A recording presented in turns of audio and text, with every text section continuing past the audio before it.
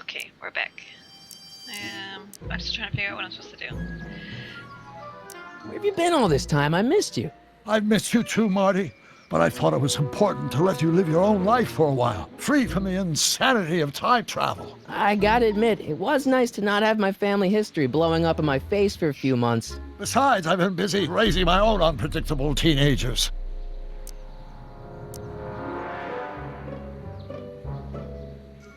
I'm still not making any headway with your younger self, Doc. Really? What do I do to convince Teen Doc that I'm not a spy? I'm not sure. What does this expo have to do with you muttering all the time? When I was younger, I used to relieve stress by working on complex mathematical conundrums.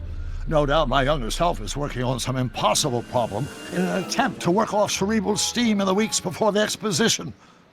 What was I muttering about?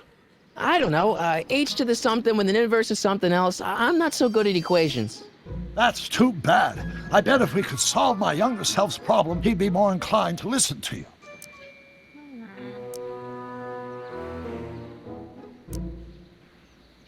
I got it. Let's talk about your younger self's problems later. Okay, but don't forget we're on a bit of a deadline here. Let's record him.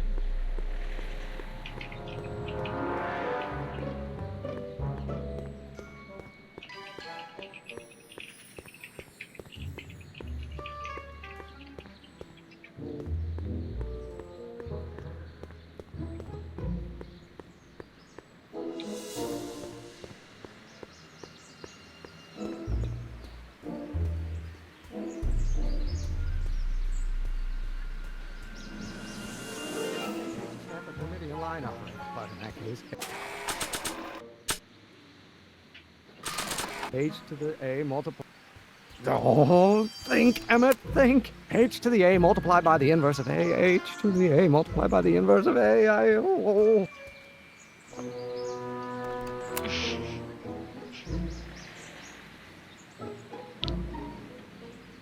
Oh, let's start over. Force equals mass times acceleration, of course. That. Newton. Don't think, Emmett, think. H to the a multiplied by the inverse of a. H to the a multiplied by the inverse of a.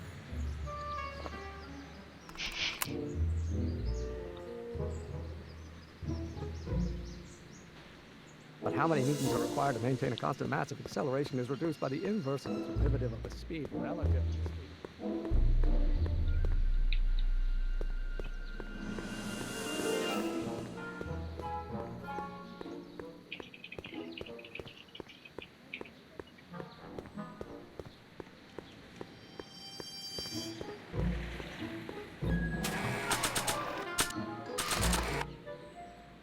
So, Doc, does this ring a bell? Oh, think, Emmett, think. H to the a multiplied by the inverse of a. H to the a multiplied by the inverse of a. Good grief! Is that me? I sound so... Young? I was gonna say intense. I forgot how wound up I used to get. Yeah, but what are you muttering about? Oh, that's easy. It's Ivanov's conundrum. Just tell my younger self that H equals the Hamiltonian operator. Won't giving him the answer mess up the time stream? Only if it turns out that reality is actually nothing more than a holographic illusion created by the interplay of subatomic particles on a vast two-dimensional membrane. So... It'll be fine.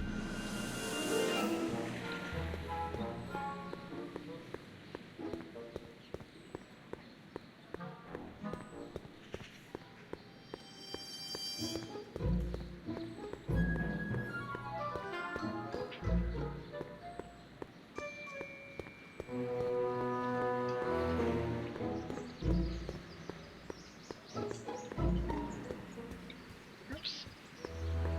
But only if the coefficient of friction remains. will you just give me a chance? Harassment's a federal crime, Mr. Corleone. Maybe H equals the Hamiltonian operator. What did you just say? I said maybe H equals the... Hamiltonian operator. Yeah! Great Scott! If H is a Hamiltonian, then H to the A multiplied by the inverse of H can only be the same as the expectation value for A. That's it! That's the solution to Ivanov's conundrum, the problem I've been wrestling with in my head all week! I'm sure you would have figured it out by yourself in a day or two. The way you figured out how to build that rocket-powered drill. Where did you learn so much about science?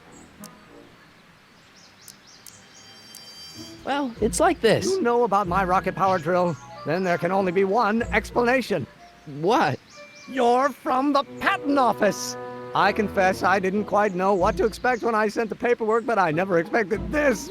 Welcome! I'm at your service. What can I do for you?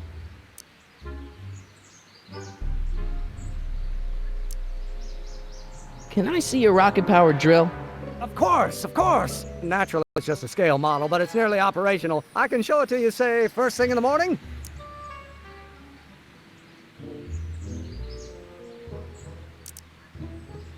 Nah, that's no good. I need to see a full-size model.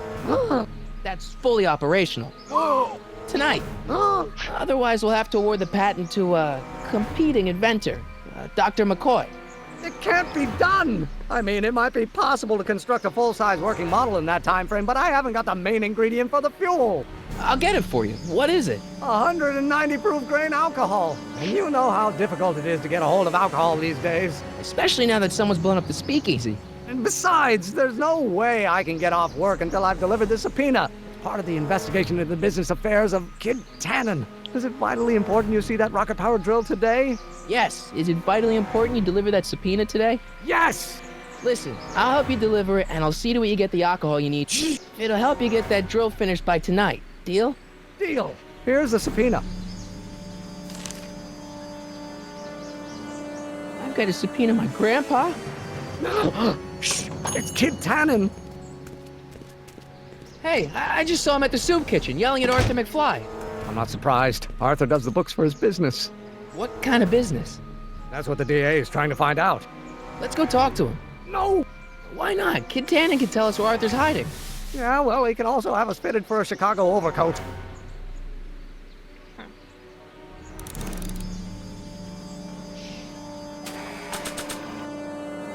I need to get this subpoena into Arthur McFly's hands, so young Doc will have the time to help me bust old Doc out of jail.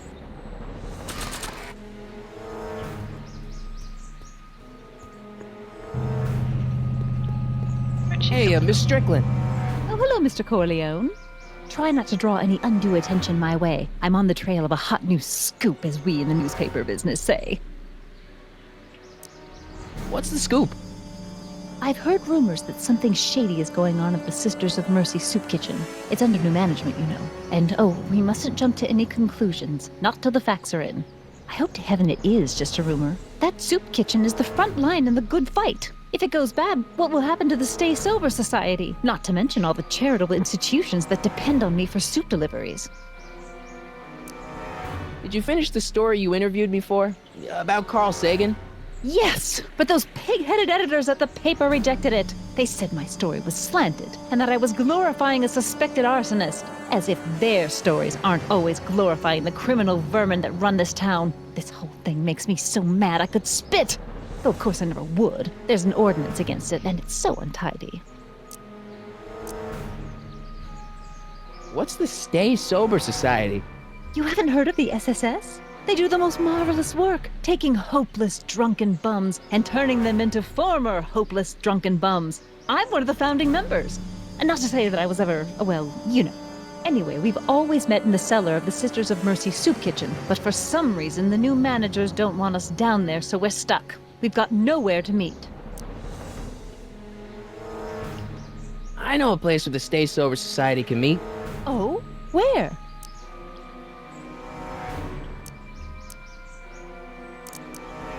You can meet in the park. No, that's no good. Too many of the members sleep in the park.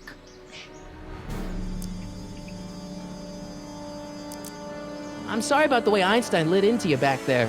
I don't know what got into him. Well, I hope you've learned to keep him under control. Yeah, I found someone to keep him distracted.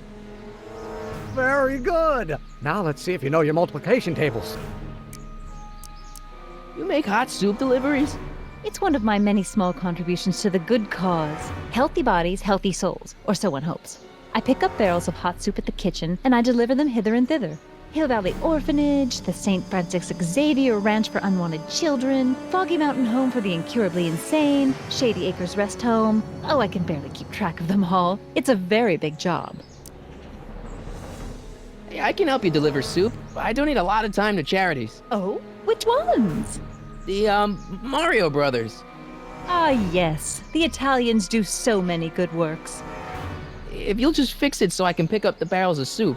Now hold your horses, let's not get overeager. I drive the soup cycle in this town, and I'm not about to turn it over to an upstart. But if you're well connected with the local charitable institutions, Yeah? you can let me know when they're running low on soup.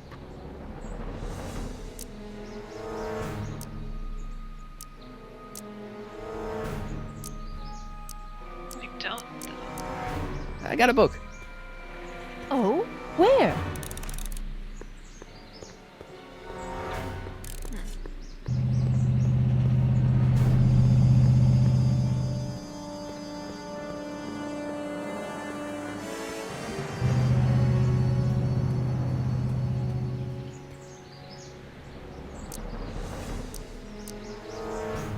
How about Kid Tannen? What do we know about him? He's loud, he's obnoxious, he's not very bright, and he doesn't like anybody getting in his way. Yep, that's a Tannen, all right. This might be a stupid question, but couldn't you have designed your rocket-powered drill to run on fuel that, isn't illegal?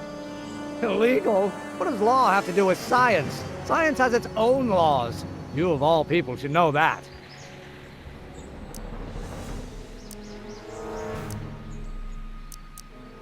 This subpoena's for Arthur McFly? Have you seen him? For a few seconds in the soup kitchen, but I think he's gone back into hiding. Brilliant deduction, Einstein.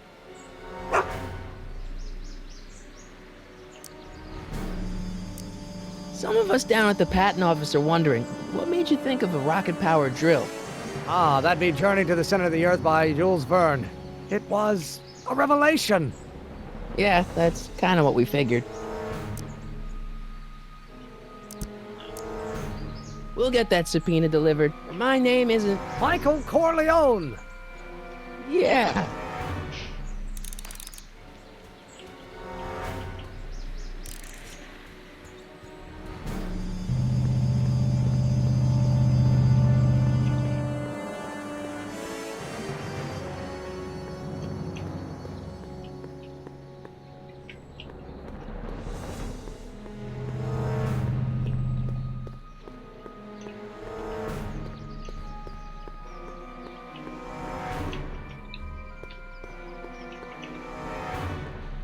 Doc!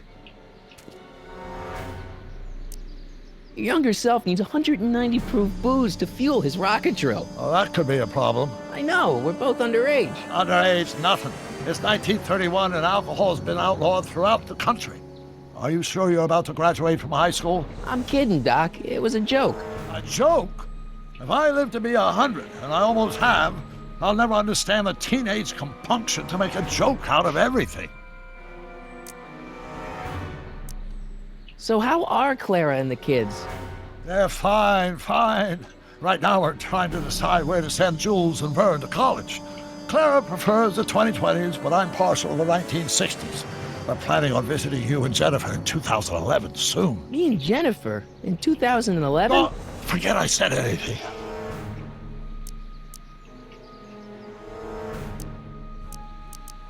Your younger self needs 190 proof booze to fuel his rocket drill. Well, that could be a problem. I know, we're both underage. Underage, nothing.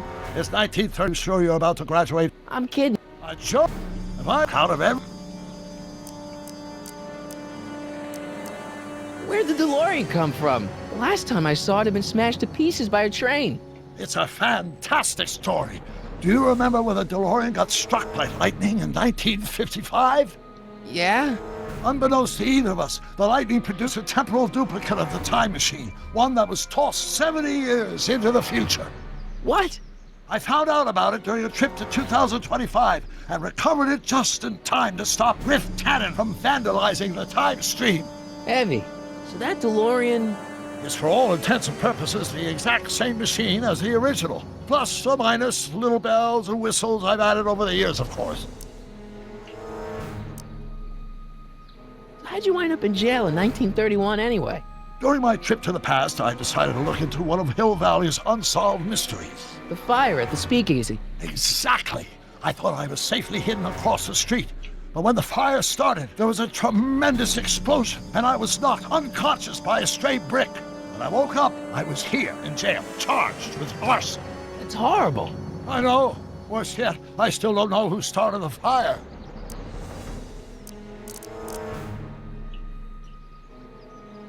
Oh, What's the story with this kid Tannenjerk anyway? Biff's father? By this time next year, he'll be pulling down a life sentence in San Quentin. There was even a song about it. Wait, if Biff will be born in 1938, and Kid will be in prison, As I recall, he escaped from prison in 1937 for about 3 hours. that's a busy 3 hours. No kidding. What do you know about Edna Strickland? Edna, we never really socialized when I was younger. She was a few years older than me, and we traveled in different socioeconomic circles. Why do you ask? She thinks you're a hero for burning down that speakeasy. She's doing a story on you. A story? Oh, yes, now I remember. Ask Edna, the etiquette column that doubled as a pro-temperance soapbox. She believed that the consumption of alcohol would inevitably lead to a complete societal breakdown. Sounds like a fun gal. You should have seen her when the hippies started showing up in the 60s. She just about lost her mind. That would explain a lot. I know this really isn't the right time or place, but I found your notebook. Ah, so that's where I left it. Why'd you bring it here? Because the bank's selling off all your stuff. They can't do that. That's what I keep trying to tell them. Well, you hold on to it for safekeeping. We'll deal with my financial situation in 1986 after we save me from a grisly death in 1931.